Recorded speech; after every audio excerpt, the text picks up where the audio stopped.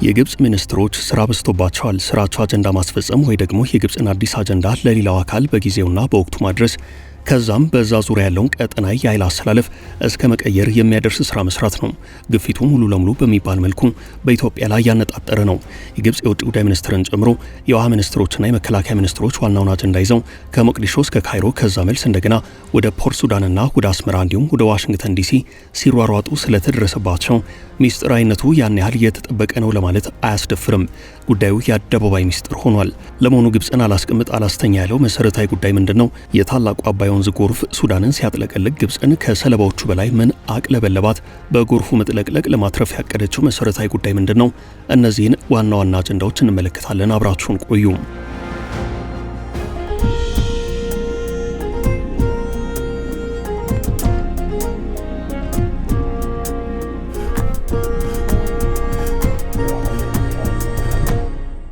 እንደ አባይ ወንዝ ጎርፍ የሆኑት ግብጾች። አባይ ወንዝ ሞልቷል። ጎርፉ ሱዳንን ውጧል። ሱዳን በአባይ ወንዝ ጎርፍ ተጥለቅልቃለች። ሱዳን እንዲህ ባለ ጎርፍ ተጥለቅልቃ አታውቅም እየተባለ ነው። ግብጾች አንድ ቀን አባይ ወንዝ ሞልቶ ውሃ ይበላናል በሚል አጀንዳ መላው ዓለምን አዳርሰው ቆይተዋል። የናይል ተፋሰስ ሀገራት ስለ አባይ ምንድነው ዝምታው በሚል አጀንዳ ሲወተውቷቸው ቆይተዋል። አሁን ይህንኑ አጀንዳ ይበልጥ ለማራገብ ምክንያት አግኝተዋል። አባይ ወንዝ በጎርፍ ሱዳንን ሲያጥለቅልቅ ግብጾች በወቀሳና በክስ ኢትዮጵያን አጥለቅልቀዋል። ይህ ከምን አንጻር እንደሆነ ከማየታችን በፊት የጎርፍ መጥለቅለቁን ከጀመረበት እንቀጥለው። ብሉ ናይልና ስናር በተባሉ የኢትዮጵያ አዋሳኝ በሆኑ የሱዳን ግዛቶች የተነሳው ጎርፍ ኃይለኛ ነው። የሱዳን መኖሪያ ቤቶችና ሰፋፊ እርሻ ቦታዎች በጎርፍ ተጥለቅልቀዋል። ጉዳቱም በዚያው ልክ አስከፊ መሆኑን የሚያሳዩ ዘገባዎች አሉ። በጎርፉ ምክንያት በርካቶች ከመኖሪያ ቀያቸው ተፈናቅለዋል። ይህን ተከትሎ የግብጽ ባለስልጣናት ከታላቁ የኢትዮጵያ ህዳሴ ግድብ ጋር አያይዘው አደገኛ ዘመቻ ከፍተዋል። ከሚኒስትሮቹ ትንተና በመነሳት ጉዳዩን ወደ ቀጠናዊ ፕሮፓጋንዳ የቀየሩት የግብጽ ሚዲያዎች ምን ነክቷቸው ነው የሚያሰኝ ዘገባ ይዘው እየወጡ ነው። የውሃ ጦርነት የመሰለው መጥለቅለቅ። የአባይ ወንዝ ጎርፍ ወደ ውሃ ጦርነት የተቀየረ መስሏል። ጉዳዩን ጠበቅ አድርገው የያዙት የግብጽ ብዙሃን መገናኛዎች ከታላቁ የኢትዮጵያ ህዳሴ ግድብ ጋር አያይዘው መልእክት እያስተላለፉ ነው። በቅርቡ የተመረቀውን የህዳሴውን ግድብ በምክንያትነት በመጥቀስ እየወቀሱ ያሉት የግብጽ ብዙሃን መገናኛዎች ከእውነታው የራቀ ዘገባ በስፋት እያስተጋቡ ነው። የታላቁን ወንዝ ተፈጥሯዊ ጠባይ የዘነጉ ይመስል ግድቡ ተደርምሶ በሱዳን ላይ ከባድ አደጋ ያደርሳል አይነት ዘመቻ ከፍተው ሲራወጡ ታይተዋል።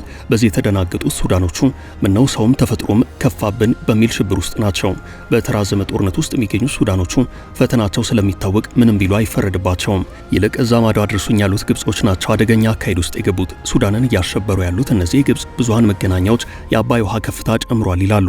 ይህን እያሉ ያሉት ከግብጽ ሚስጥራዊ ስብሰባ ተካፋዮች መካከል አንዱ የሆኑትን የውሃና መስኖ ባለስልጣን ዋቢ በማድረግ ነው። የሀገሬው የውሃና መስኖ መስሪያ ቤት በዋናነት በወንዝ ዳር ያሉ ሰዎችን የሚያስደነግጥ ማሳሰቢያ ሰጥቶ ነበረም። የጎርፉ መጥለቅለቅ ከዝናብ መጠን መጨመር ጋር መያያዙ ቢታወቅም ግብጾች ከሚታወቀው በተቃራኒ ጉዳዩን እየገለጹት ነው።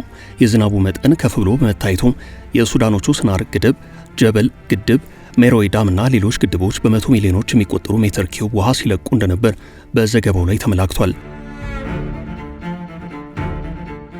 በጉዳዩ ላይ ስብሰባ የተቀመጠው የግብጽ ምክር ቤት አደጋው የከፋ መሆኑን አመላክቷል። የግብጽ ባለስልጣናት የአባይ ውሃ መጨመርን ተከትሎ ሁላችንም በአደጋ ክልል ውስጥ ነን ሲሉ ተናግረዋል። ግብጾች ለጎርፉ መጥለቅለቅ ግድቡን ምክንያት ቢያደርጉም ገለልተኛ ብዙሃን መገናኛዎች ማለትም ከግብጽ መንግስት ልሳን ከሆኑት ሚዲያዎች በተቃራኒ ጎራ የቆሙ ብዙሃን መገናኛዎች እውነታውን ቁጭ አድርገውታል። የግብጽ ሚኒስትሮች ቀጠናዊ ስብሰባም በመንግስታዊ አወቃቀር በአንድ ሀገር በርካታ ሚኒስትሮች ይኖራሉ። የውጭ ጉዳይ ሚኒስትር፣ መከላከያ ሚኒስትር፣ የውሃና ኢነርጂ ሚኒስትር፣ ትምህርት ሚኒስትር፣ ጤና ሚኒስትር እያለ ይቀጥላል። ከነዚህ ሚኒስትሮች መካከል ከ3 በላይ የሆኑት የግብጽ ሚኒስትሮች በኢትዮጵያ ጉዳይ አጀንዳ ይዘው ከአፍሪካ ቀንድ እስከ አሜሪካ ድረስ በስራ ተጠምደዋል። ከሰሞኑ ብቻ የግብጽ መከላከያ ሚኒስትር፣ የግብጽ የውጭ ጉዳይ ሚኒስትር፣ የግብጽ ውሃና መስኖ ሚኒስትር፣ የግብጽ ምክር ቤት በተመሳሳይ ጉዳይ በተለያየ ቀን ከአፍሪካ ቀንድ ማለትም ከፖርት ሱዳን እስከ ሞቅዲሾ ዋሽንግተን ድረስ በመሄድ መክረዋል።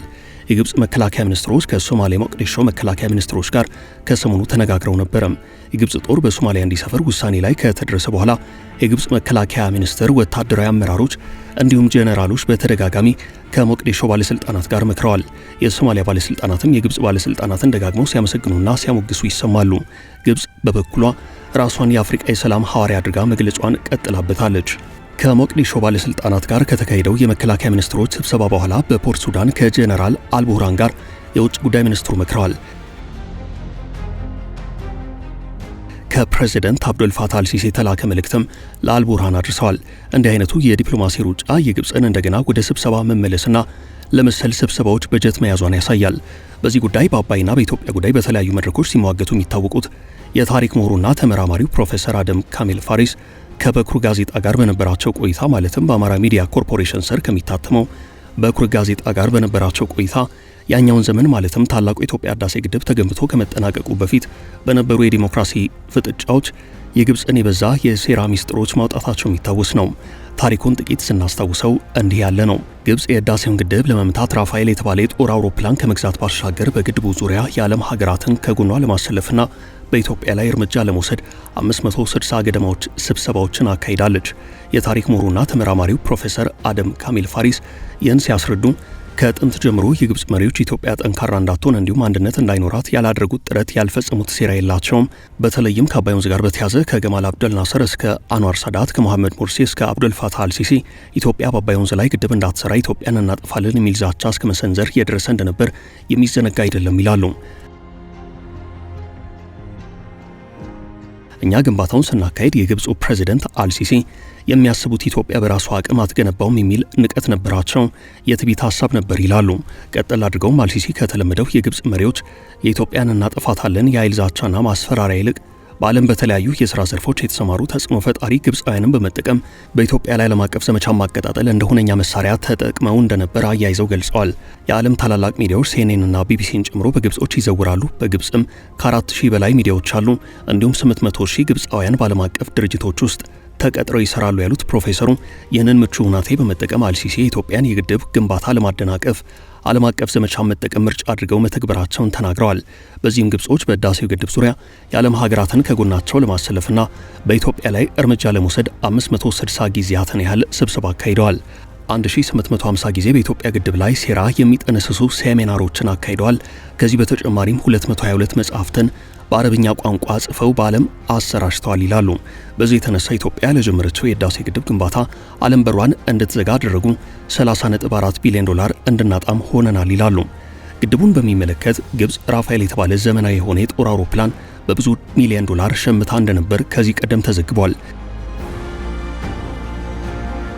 የአውሮፕላን ከግብፅ እስከ ህዳሴው ግድብ ድረስ ያለምንም ተጨማሪ ነዳጅ ከ2000 ኪሎ ሜትር በላይ ተጉዞ ግድቡን እንዲያጋየው ነበር ለአየር ኃይሉ አዛዥ ትዕዛዝ ተላልፎ የነበረው።